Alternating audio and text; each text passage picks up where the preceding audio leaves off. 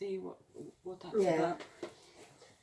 Okay, we'll just I'll just practice that a bit more so I don't have to look at the papers so much. So hi, I'm Jeanette Werman. I'm here today with Jo McHugh, as a former social worker who's working as a Reiki healer and shamanic practitioner in her home in Suffolk. She was due to do an interview with us at Cambridge Consciousness Forum the week that the COVID lockdown started. So we had to cancel that. So it's a great pleasure to be here with you today, Jo. And perhaps we'll start with the interview. Is there anything you want to say before we start? No, just thank you and welcome. It's lovely to be here with you, Jeanette, as well. Brilliant, yeah. Thank you.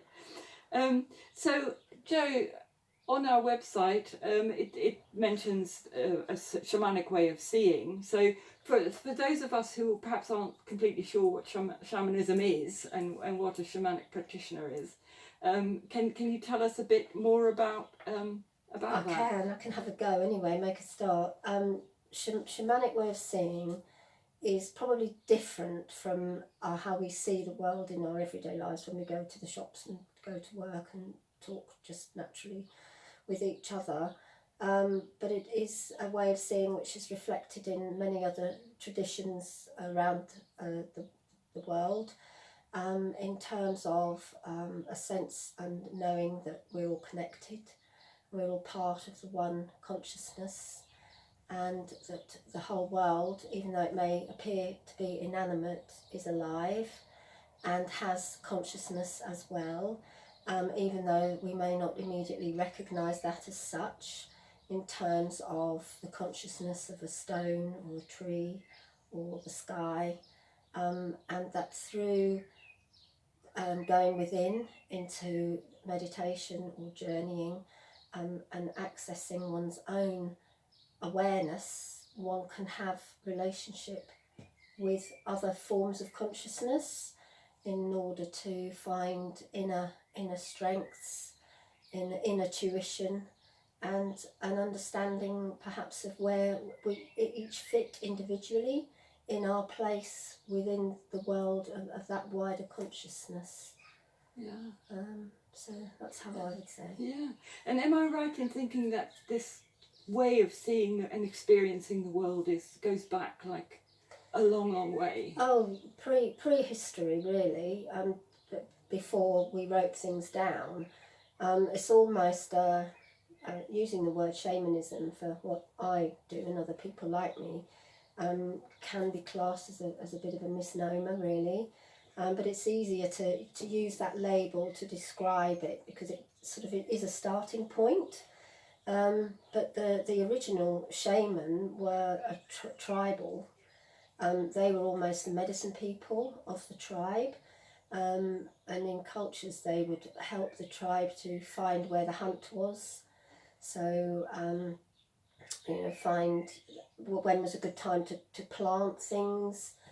They were there for ceremonies of birth and death, and they would speak to the ancestors on behalf of the people if they have a problem.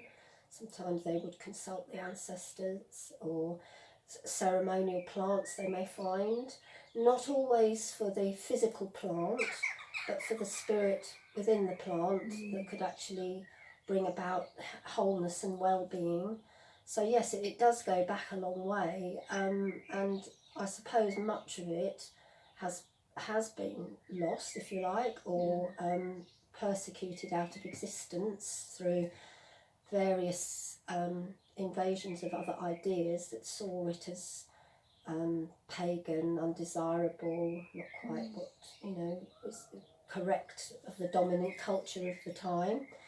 But from that, in more recent times, more people have had experiences in other parts of the world, in other countries, where they have taken part in local ceremonies or initiations and have learnt what's been held by the tribal elders, the tribal medicine people, and have come back to Western world to share with other people who are interested in trying to look for another way of seeing the world, really, perhaps, you know.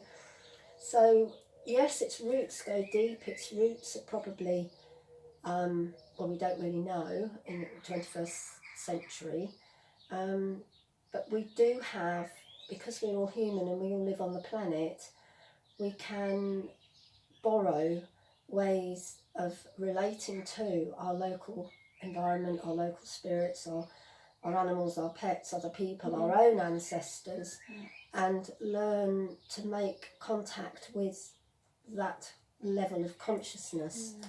So it's almost, this is our 21st century version of a very ancient practice. And of course we have been informed by other minds following, so people like Carl Jung, you know, the writings of people like Black Elk transcribed, you know, and one of the old medicine men, who didn't live that long before we were born, really. So we are very privileged in a way to have access to many branches. But yeah, and for me it's a constant investigation, a constant learning, a constant journeying, relationship with nature. And something we deeply need at this time in our, I think we do, human history. I think we do need it.